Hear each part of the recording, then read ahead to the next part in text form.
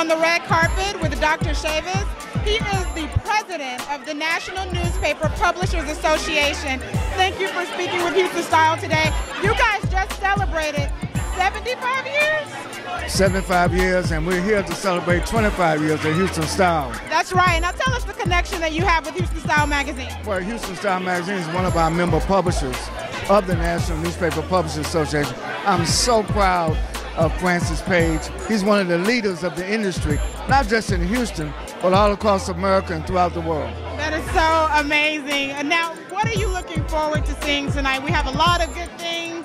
We have some fun coming up. Well, you know, this is Houston's best. I mean, if you want to know about the style of this city, you got to go to Houston Style Magazine. And so tonight is representative of what's hot, what's fashionable. These are the trendsetters here tonight, and that's why I'm pleased to be here.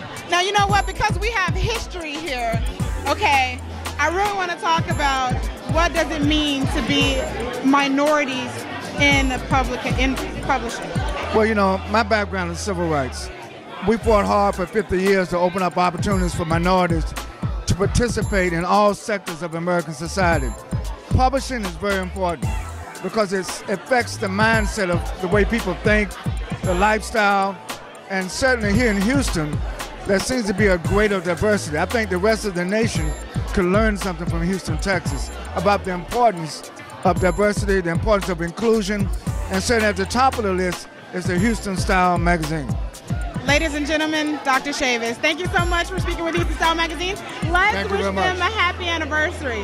Happy 25th anniversary, Houston Style Magazine. You've done it for 25 years. Now do it for 100 years more. Awesome.